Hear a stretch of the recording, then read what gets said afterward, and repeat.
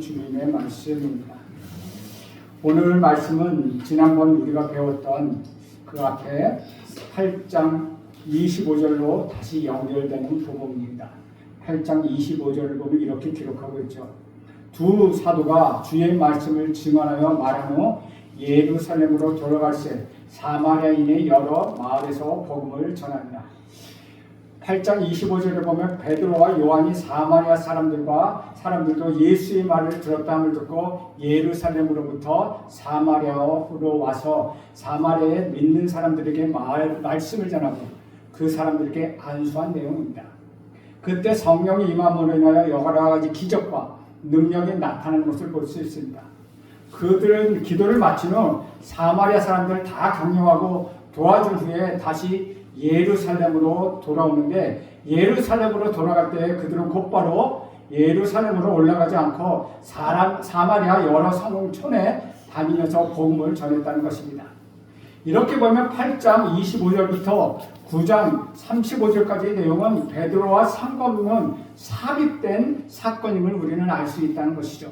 즉 빌립이 에디오피아 내시 간다게의 내시를 전도하는 것, 그리고 빌립이 핍박을 받아서 예루살렘을 떠나 돌아다니면서 사마리아와 유대에 전도한 기록이 있습니다. 또한 사울은 예수를 믿는 사람을 핍박하려 다메섹으로 갔던 사람입니다. 그런데 놀라운 사실은 그가 다메섹으로 가는 도상에서 예수를 만나고 반대로 예수를 전하는 사람이 되었다는 것입니다.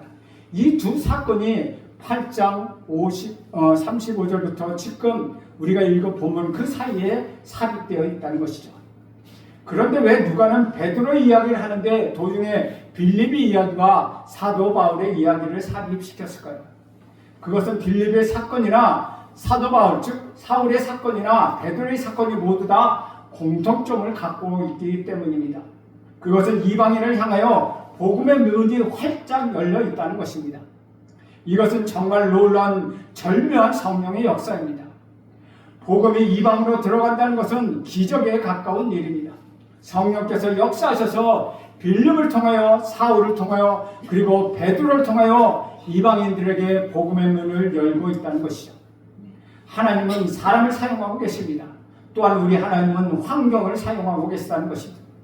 이러한 이야기를 삽입하고 나서 다시 오늘 본문은 베드로의 이야기를 돌아옵니다. 32절에 보면 그때 베드로가 사방으로 두루 다니다가 루다에 사는 성도들에게로 내려갔더니 라고 말하고 있습니다. 교회를 잔멸하고 복음을 대적했던 사울이 우리 주님의 은혜로 회심하고 복음의 일꾼이 되기 시작할 때 그쯤에 그래서 온 유대와 갈릴리와 사마리아 교회가 든든히 서가고 수가 많아졌다고 그렇게 부흥하고 일어난 때에 다른 한편에서는 베드로의 사역이 펼쳐지고 있었다는 것이죠. 베드로가 사방을 두루 다니는데 그렇게 다니는 주요 목적이 성도들을 방문하는 것이었습니다. 그 중에 한 곳이 루다였다는 것이죠. 여기에는 믿는 성도가 있었다는 증거입니다. 사람들이 루다에 가서 복음을 전했다는 이야기는 없는데 그렇다면 언제 이곳에 복음이 전파되었을까요?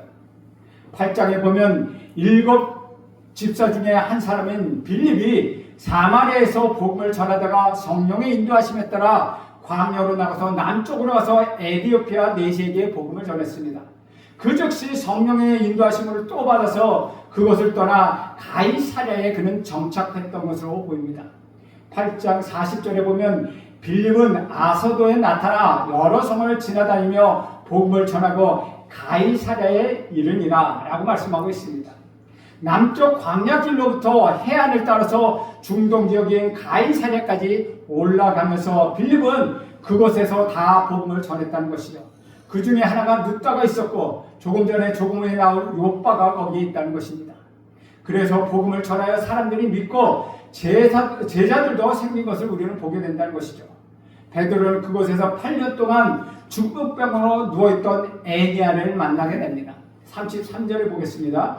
거기에 애니아라 하는 사람을 만나매 그는 중풍병으로 침상에 누운 지 8해라. 애니아는 8년 동안 중풍병으로 누워 있었습니다. 물론 예수님은 38년 된 중풍병자도 예루살렘에서 고치셨습니다. 또한 12해 동안 혈루증을 앓아 고생했던 그 여인도 고쳐주셨습니다. 38년은 비하면 8년은 짧은 시간이라고 생각할 수 있지만 8년 정말 끔찍한 시간입니다. 그렇게 8년 동안 병으로 누워있는데 병은 나아질 가능성이 하나도 없었다는 것이죠. 그런 애니아를 보고 베드로가 뭐라고 얘기합니까? 34절과 35절 보면 이렇게 기록합니다. 베드로가 이르되 애니아라, 예수 그리스도께서 너를 낫게 하시니 일어나 내 자리를 정돈하라 한데 곧 일어나니 룻다와 사론에 사는 사람들이 다 그를 보고 죽게로 돌아오니라. 베드로는 애니아에게 그냥 일어나라고 말하지 않습니다. 예수 그리스도께서 너를 낫게 하신다 라고 말하면서 내 자리를 정돈하라고 말합니다. 그러자 8년 동안 알아 누워있던 애니아가 즉시 일어났습니다. 놀라운 기적이 일어난 것입니다. 그래서 그 룻다 도시와 사론 평야 지역에 있는 모든 사람들이 죽게로 돌아왔다고 말씀하고 있습니다. 그런데 여기서 특이한 것은 베드로의 말의 표현이라는 것이죠. 일어나 걸으라 하면 되는데 내 자리를 정돈하라고 말합니다.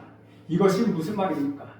신약 성경으로 쓰인 헬라의 원문에 보면 이 말은 내 자신을 펼쳐라, 내 자신이 펼쳐라, 내 자신을 베풀라 라는 의미를 갖고 있습니다. 즉 애니아는 중풍병을 걸린 후에 스스로 자기 자리를 펴본 사람이 없는 사람입니다. 거동도 할 수 없었던 그는 지금까지 다른 사람의 도움만 의지하고 살아왔다는 것이죠. 그가 깔고 누운 이 자리도 자기가 아닌 다른 사람이 펴준 자리였다는 것이죠.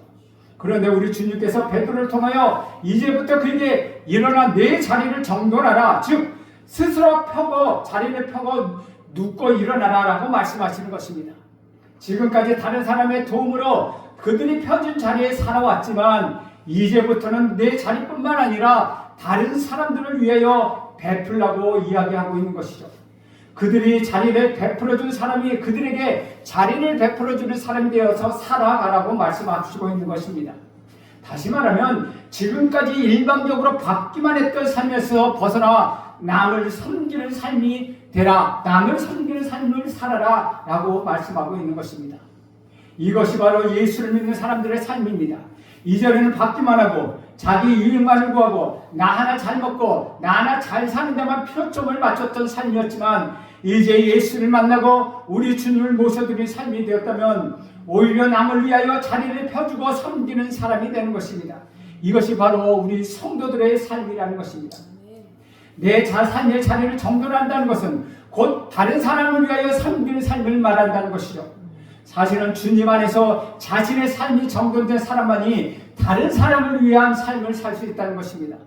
내 자리를 정돈하라. 그러니까 내 자리를 스스로 펴고 또 다른 사람의 자리도 펴서 베풀라 하는 것입니다. 여러분 한번 생각해 보십시오. 자기 삶도 정돈되지 않고 자기 생활도 정돈하지 못하는 사람이 어떻게 다른 사람을 위해서 살 수 있겠습니까? 이에 주님의 은총으로 삶의 정돈이 가능해진 애니아, 자기 스스로 자리를 펼 수 있었던 애니아 역시 이제 자기만을 위한 삶을 사는 것이 아니라 룻다와 인근 지역의 사람들을 주님에게로 인도하는 복에 그는 생명의 통로의 역할을 할 수 있게 되었다는 것이죠. 이처럼 진리 안에서 이루어지는 삶의 정돈은 다른 사람들 삶까지도 정돈시켜주고 도와줄 수 있다는 것입니다. 우리가 이처럼 주님 안에 삶이 정돈될 때 다른 사람을 살리는 진정으로 주님이 인정하는 삶으로 변하게 된다는 것입니다. 36절에 보면 이렇게 기록합니다. 요바에 다비다라 하는 여제자가 있으니 그 이름을 번역하면 도르가라. 선행과 구제하는 일이 심히 많더니 라고 이야기하고 있습니다. 요바는 해안길을 따라서 룻다에서부터 조금 올라가면 있는 도시입니다. 그런데 그렇게 놀랍게도 요바가 지금 이스라엘의 텔아비라는 곳입니다. 텔아비브, 그러니까 이스라엘의 텔아비브가 지금의 요바라고 할 수 있습니다. 바다에 붙어 있습니다. 여기에 다비다라는 여제자가 있습니다. 다비다는 히브리식 이름이고 그것을 번역하면 도르가입니다. 즉 헬라식 이름으로 도르가라는 것입니다. 사울은 히브리식 이름이고 바울이 헬라식 이름인 것처럼 이 히브리식 이름인 다비다와 함께 헬라식 이름인 도르가를 동시에 가지고 있었다는 것은 그녀가 헬라파 유대인이라는 것을 알려주고 있다는 것이죠. 다비다는 구제 사역을 많이 했던 사람이었습니다. 다비다와 도르가는 모두 영양 또는 암사슴이라는 뜻을 갖고 있으며 유대인들이 아름다움의 상징으로 사용하는 단어입니다. 그러니까 다비다라는 이름 자체가 아름다움을 상징하는 이름이라는 것입니다. 다비다는 외모가 아름다웠을지는 모르지만은 정말 아름다운 삶을 산 그런 여인이었습니다. 다비다의 이름만 어울리는 것이 아니라 36절에 보면 다비다가 선행과 구제하는 일이 심히 많았다고 증언하고 있습니다. 다비다는 자신의 아름다운 이름에 걸맞는 아름다운 삶을 살던 여자였습니다. 이런 의미에서 다비다는 아름다운 믿음의 여인인 동시에 귀한 인격을 갖춘 여인이었다고 우리는 알 수 있다는 것이죠. 그런데 여기서 약간 이상한 일이 벌어집니다. 36절과 37절에 보면 욥바에 다비다라는 여제자가 있으니 그 이름을 번역하면 도르가다. 선행과 구제하는 일이 심히 많더니 그때 병들어 죽음에 시체를 씻어 다락에 누이니라 라고 이야기합니다. 보통 사람이 죽으면 금방 썩고 부패하기 마련입니다. 특히 이스라엘 지역은 얼마나 뜨겁고 더운 지역입니까? 바로 죽으면 바로 썩어서 부패하기 때문에 이스라엘은 죽으면 바로 당일에 장례식 치르는 것이 관습처럼 되어 있습니다. 집안에 둘 수 없기 때문입니다. 그런데도 왜 그들이 다락방에 두었을까요? 38절에 보면 답이 나옵니다. 룻다에 있는 베드로에게 사람을 보내어 빨리 와 달라고 간청했는데, 그러니까 베드로가 오면 다비다를 살릴 수 있을 것이라고 그들은 생각했다는 것이죠. 그래서 다락방에 시신을 두었다는 것입니다. 사실 다락방은 기적이 많이 일어나는 장소입니다. 열왕기상 17절에 보면 위대한 선지자 엘리야가 사르밧 과부의 아들을 죽었을 때 다락방에서 그를 살린 기적의 사건이 있습니다. 또한 열왕기하 4장에 보면 엘리사는 수넴 여인에게 자녀가 없는 것을 보고 아들을 낳을 것이라고 예언해 주었습니다. 그리고 그 아들이 낳게 되었는데 그 아들이 죽었을 때 그를 살린 것 또한 다락방이었습니다. 또는 오순절 성도 110명의 문도들이 모여있을 때 성령이 임한 곳, 그것이 다락방이었다는 것이죠. 그러니까 다락방이라는 것은 하나님의 역사가 일어나는 곳임을 생각하며 시신을 다락방에 놓고 기다리며 베드로가 오도록 그는 간청하였다는 것이죠. 베드로가 오면 무언가를 해줄 것이라고 그들은 기대했습니다. 요파 사람들에게 어떻게 이런 믿음이 있는 일이 있었을까요? 참으로 놀라운 일이라는 것이죠. 그래서 베드로가 요파로 갑니다.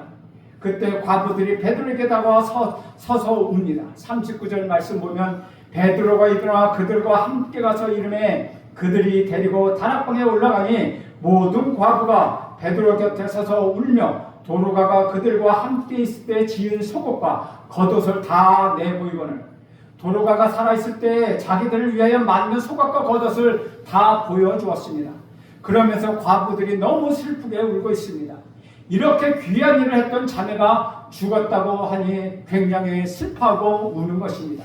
그러니까 도르가는 구제를 많이 한 사람이며 진실하게 했던 사람이었습니다. 속옷뿐만 아니라 겉옷을 다 쥐어서 주었습니다. 얼마나 사랑과 정성을 베풀었는지 우리는 알 수 있다는 것이죠.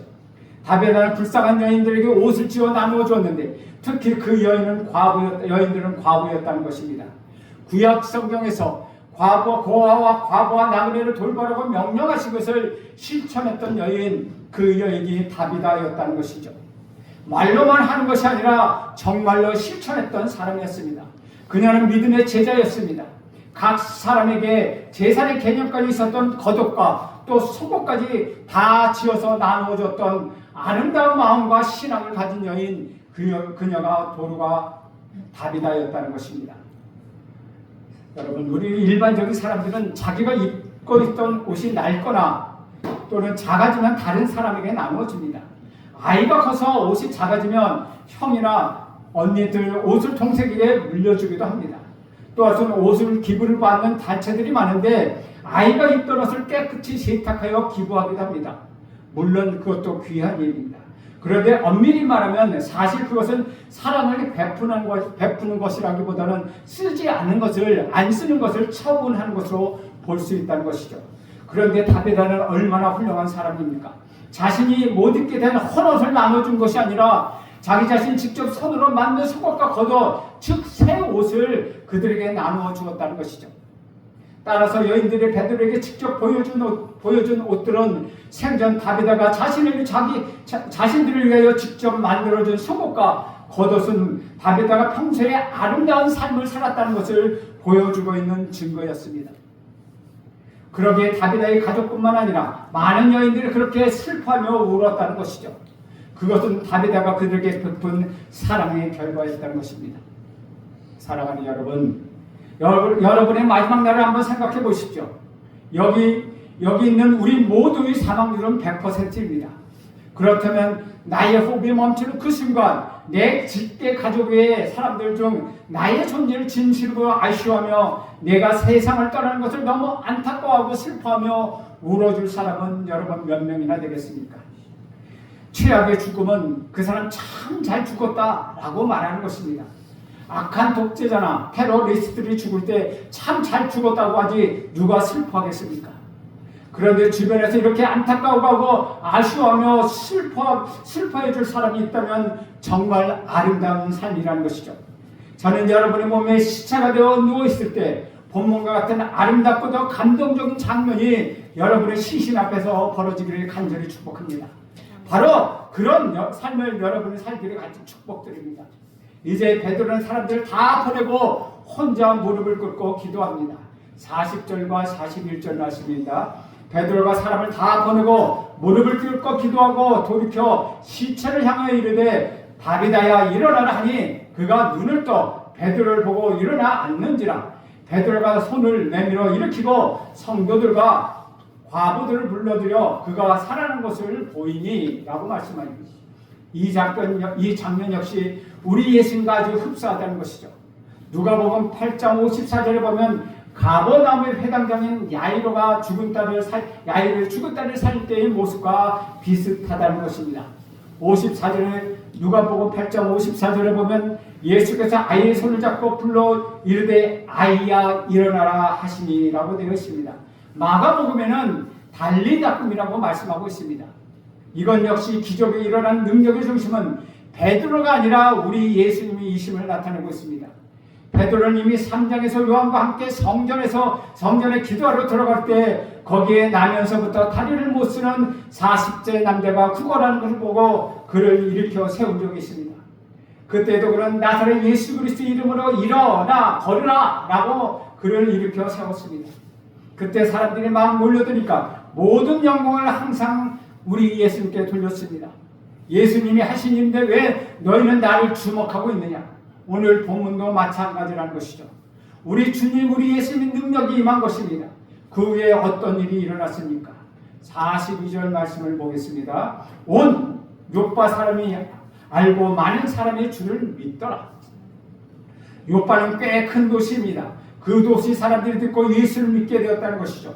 누따에서는 8년 된 중풍병자 애니아를 고치고 요파에서는 죽은 다비다의 시체를 살려내는 등 베드로는 아주 놀라운 능력을 일으켰습니다. 그런데 그로 인한 결과도 같았습니다.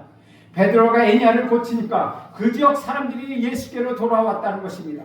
죽은 도르가를 살리니 그 지역 사람들이 예수를 믿게 되었다는 것입니다.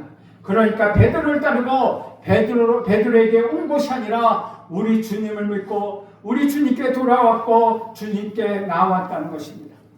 주 안에서 사랑하는 여러분, 내가 무언가를 열심히 해서 잘 되었습니다. 그런데 그 다음에 모든 주목과 칭찬이 나에게 온다면 무언가 잘못되어 가고 있다는 것이죠. 모든 영광을 우리 주님이 받으실 때 그때 제대로 한 것입니다. 작은 일을 하고도 나에게 영광이 돌아오지 않거나 나를 주목받지 않는다면 혹시 섭섭해하는 일이 없어야 한다는 것이죠. 여러분, 섭섭해하지 마십시오.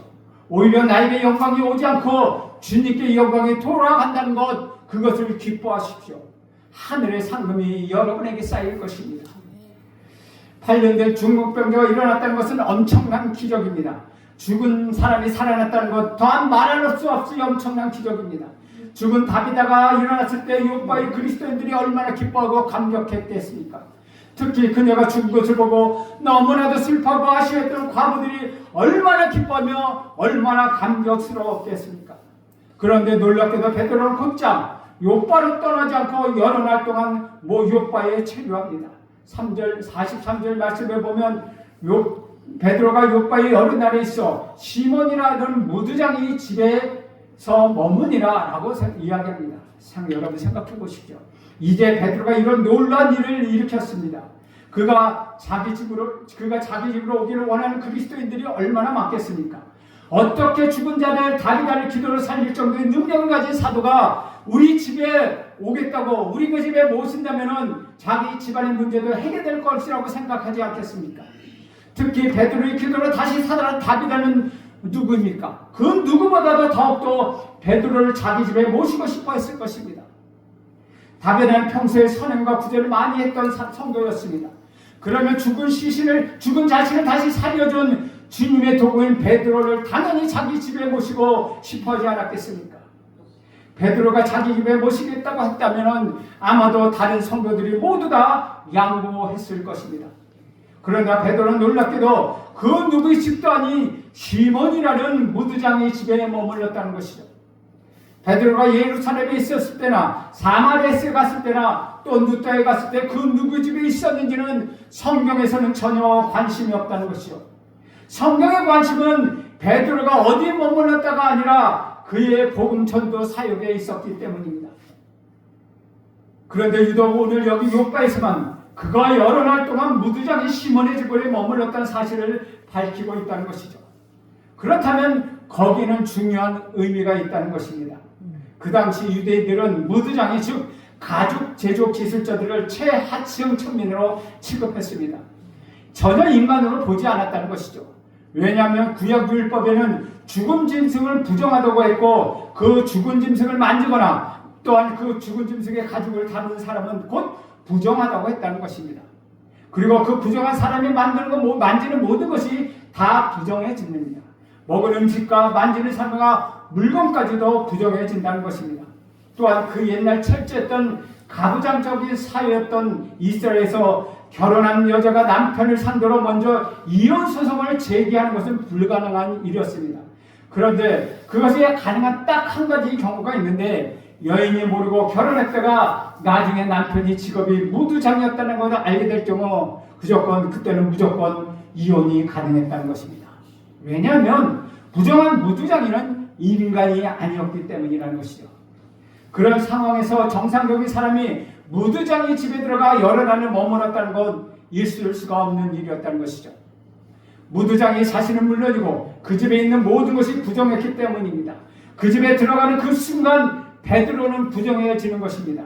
그러나 베드로는 자신을 대접하려는 많은 그리스도인들이 친절을 마다하고 사람들이 그 근처에조차 가지 않는 무두장의 시몬의 집에서 그것도 하루 이틀이 아니라 여러 날 동안 머물렀다고 합니다. 그 이유가 무엇이겠습니까? 당시 무두장이를 부정하게 여기며 멀리했던 유대들 가운데 무두장이 손으로 직접 만든 가죽 제품을 부정하다고 여겼던 사람은 또한 아무도 없었다는 것입니다. 얼마나 아이러니한 일입니까? 옷, 허리띠, 신발, 가방 등 가죽 제품이 많았습니다. 당시 물부대, 가죽 부대로 되어 있습니다. 무두장이가 모두 만든 것입니다. 그것들은 모두 일상생활에 꼭 필요한 필수품들입니다. 무두장이는 부정하고 그가 만지는 모든 것이 다 부정하기 때문에 그 근처에도 가지지 않고 사귀지도 않았습니다. 그렇다면 무두장이 손으로 만들어진 가죽 제품도 당연히 부정한 것이 아닙니까? 그러므로 부정하다고 하면 사용하지 말아야 하는 것이 맞지 않겠습니까? 반대로 일상생활 속에서 가죽 제품을 귀히 여기며 쓴다면 그 귀한 제품을 만드는 무두장이를 인간 이하로 취급해서는 안 되는 일이 아니겠습니까? 그러나 유대인들은 무두장이를 부정한 존재로 정죄하고 멀리하지 않으면서도 무두장이가 만드는 그 가죽 제품을 아주 귀하게 여기며 사용했다는 것이죠. 이 얼마나 무서운 이중성입니까? 이런 모습이 또 어디에 있습니까? 그런 상황 속에서 베드로는 무두장이 시몬의 집에 여러 날 동안 머물렀다는 것이죠. 그를 모시려는 사람이 많았음에도 불구하고 지금 여기에 무두장이가 있다는 사실을 듣자 베드로는 주저하지 않고 무두장이 시몬의 집에 찾아갔고 욥바에서는 그의 집에서만 머물렀다는 것이죠. 성경에는 거기에 무엇을 했나 자세히 나오지 않지만 아마도 시몬에게 복음을 전하지 않았겠습니까? 이것이 무엇을 보여주고 있습니까? 히브리파 유대인이자 정통 사도로 베드로 안에 있던 이중성이 우리 주님의 사랑과 진리 안에서 극복되었다는 사실을 우리에게 보여주고 있는 것입니다. 사랑하는 여러분, 이것이야말로 8년 된 중풍병자가 일어나고 죽은 사람이 다시 살아나는 그 기적보다 더 큰 기적이 아니겠습니까? 이것이야말로 진정한 기적이었습니다. 여러분, 우리가 그리스도로 살아간다는 것, 이처럼 우리 안에 숨어있는 이중성과 자기 모습을 우리 주님의 사랑과 진리 안에서 극복해 나가는 것을 말하고 있습니다. 우리 구주 예수 그리스도를 믿고 따르는 그리스도인이라면 이처럼 자기를 부인하며 이런 이중성을 극복해 나가는 것입니다. 그런데 실제로 그렇지 못한 모습이 사실 우리 안에 얼마나 많이 있습니까?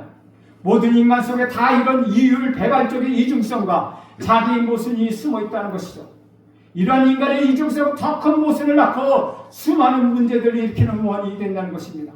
그러므로 이 이중성이 주님의 사랑과 진리 안에서 극복되어야만 우리는 비로소 이 세상의 더러움을 제거해 나가는 진정한 주님의 도구, 진정한 그리스도인, 진정한 우리 주님의 제자가 될 수 있다는 것입니다. 베드로는 갈릴리에서 고기 잡던 어부였을 뿐 단 한 번도 체계적인 정규 교육을 받아본 적이 없는 사람입니다.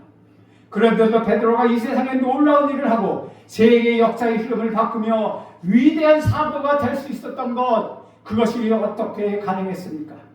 그것은 그가 사랑과 진리 안에서 이런 이중성을 극복한 사람이었기 때문입니다.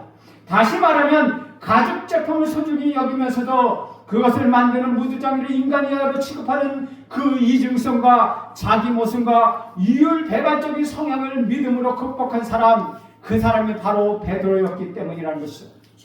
그래서 그는 요바의 여러 제자들의 초청을 마다하고 천하게 여겼던 무두장이 시몬의 집에 머물렀고 그 결과 그 이중성을 깨버릴 수 있었다는 것이죠. 이것이 가장 큰 기적이었다는 것입니다. 그리고 이 사건이 굳이 여기에 나온 것은 베드로가 이제는 종교적인 이중생활을 벗어서 주님의 복음을 전하기 위하여 사도로 나가고 있다는 것을 보여주는 것과 동시에 10장에 나오는 것처럼 인종적인 이방인의 창법으로 강도까지로 뛰어넘는 그런 것을 암시해주고 있다는 것이죠. 예전에 베드로가 이방인들과 식사하고 있을 때 유대인들이 오니까 슬그머니 피했던 사건이 있습니다.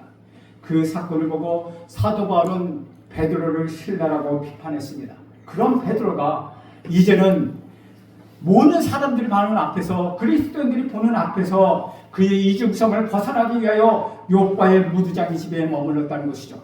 이제 다른 사람의 눈치를 보지 않습니다. 유대인의 눈치를 보지 않습니다. 그는 이중성을 극복했기 때문에 이방인과 그 무두장이와 머물러 있는 것, 그는 부끄러워하지 않았다는 것이죠. 사랑하는 여러분, 지금 우리 주님은 여러분과 함께 하십니다. 그분은 여러분의 중심에 모셔드리시죠. 베드로가 그렇게 할 수 있었던 것은 스스로의 능력이 아니라 우리 주님의 능력이었다는 것입니다. 주 안에서 사랑하는 여러분, 예수님을 중심에 모셔드리십시오. 우리 주님을 주님으로 모시고 사십시오. 여러분 안에 있는 이중성과 모순이 제거될 것입니다. 이중성을 극복하고 사랑과 진리의 증언이 될 것입니다. 여러분을 믿어서 성숙한 신앙과 인격을 소유하게 될 것입니다. 여러분은 자신의 배우자를 자신의 몸처럼 사랑하는 남편과 아내가 될 것입니다. 여러분은 우리 구주 예수 그리스도를 닮은 진정한 그리스도인으로 거듭나게 될 것입니다. 여러분은 진정한 예수님의 제자가 될 것입니다. 그렇게 될 때 여러분 모두는 죽은 사람을 살리는 것보다 더 큰 기적을 여러분의 삶에서 경험하게 될 것입니다. 이제 주님의 앞에 나와 주님의 사랑과 주님의 진리의 말씀에 귀를 기울이고 우리 주님을 닮아가는 저와 여러분이 되시기를 간절히 소원합니다. 기도하겠습니다. 하나님, 오늘도 우리가 많은 기적을 보았지만 그 중에서도 특히 이방인에게 꺼리낌 없이 복음을 전하는 베드로가 이율배반적이고 자기 모순적이었던 것을 극복한 것을 보겠습니다. 하나님, 우리 안에 있는 이율배반적인 모습, 이중적인 모습, 나의 중심적인 모습을 다 극복하고 우리 주님의 사랑에 잠길 수 있도록 도와주시옵소서. 예수님의 이름으로 기도합니다.